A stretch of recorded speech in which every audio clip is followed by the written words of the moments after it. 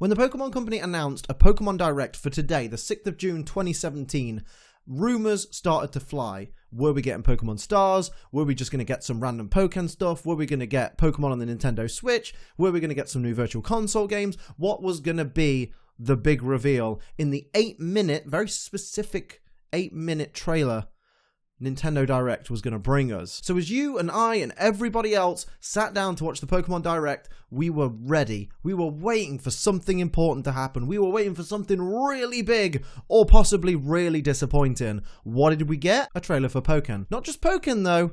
Pokémon Tournament DX Deluxe on the Nintendo Switch, featuring playable characters that were previously only available in the Japanese arcade version of the game, such as Croagunk, Darkrai, Empoleon, and the newly revealed Decidueye. Interesting choice, I will say. You've got Incineroar, who is literally based off a wrestler, but you chose the superhero arrow-looking owl as the fighter in the fighting game. You know what? That's a story. That's a video for another day, probably. But we got Pokémon DX. Gotta remember the DX. I keep wanting to say Pokémon XD because it reminds me of XD Gala Darkness, but it's DX. It's Pokémon Deluxe. Let's call it Pokémon Deluxe. Why not? Pokémon Tournament Deluxe is coming to the Nintendo Switch in September. But that wasn't what got everybody hyped. That wasn't what broke the internet. What broke the internet was the reveal of sequels. Not quite, alternative story games to Pokemon Sun and Moon, Pokemon Ultra Sun and Pokemon Ultra Moon. And what was revealed in the trailer was very little, yet for some reason the internet's all over it already, like, dude, we've decided whether we like these games or not, even though we've seen about 30 seconds of footage. Love you, internet. I really do love you. But what we have seen is what appears to be a Kyurem Reshiram Zekrom style fusion between Solgaleo and Necrozma and Lunala and Necrozma. If you haven't realised that they're Solgaleo and Lunala combined with Necrozma, go and have another look. It's really freaking obvious. I mean, Solgaleo literally looks like Necrozma's giving him a little cuddle being worn as a backpack. But I'm not going to lie. You know, they look pretty cool. Other than that, we've seen new customizable clothing options for the trainers. The general feel of Alola looks very different. You know, there's different flowers, someone pointed out on Twitter. There's just a different vibe going on. But the thing that got me in this trailer was the bit of subtitle text. I'm sure you lovely people in Japan would have understood it anyway without the subtitles. But the subtitle text that said, new Pokemon. There are going to be brand new Pokemon in this game. And we're not talking... I assume, this is assumption, because we've only seen 30 seconds of the trailer, I can only stress, we're going to get not Alolan forms, we're not going to get, oh, look, this Pokemon can Mega Evolve, we're getting new Pokemon, that's what I took from that.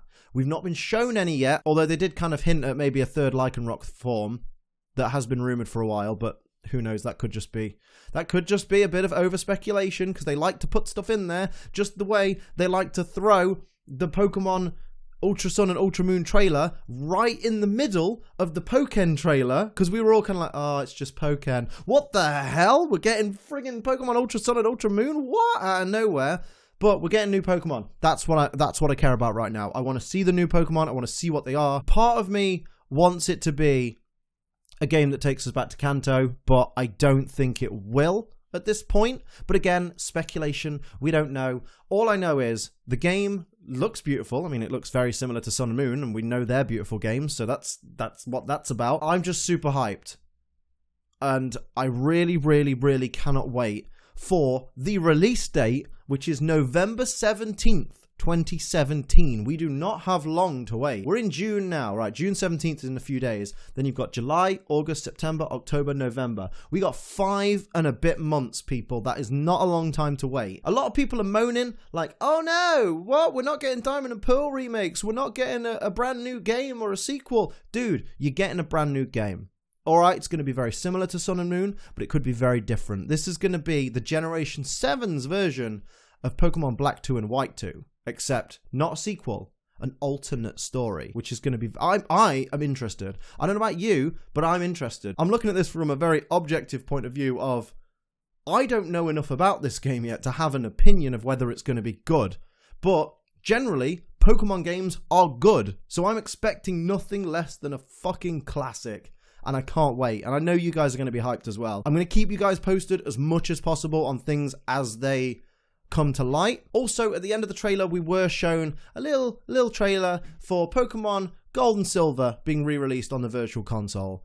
I'm not really interested in that, but for those that loved Gold and Silver, by all means, from autumn onwards, you'll be able to purchase Pokemon Gold or Pokemon Silver in their original forms on the Virtual Console for the 3DS. And the beauty of the new Pokemon games, Ultra Sun and Ultra Moon, is that they are on the 3DS as well. So I don't have to buy a Switch when there's naff all games on there. I can't wait. I'm hyped. November 17th, Pokemon Ultra Sun and Ultra Moon. I will keep you posted on any and all updates I find.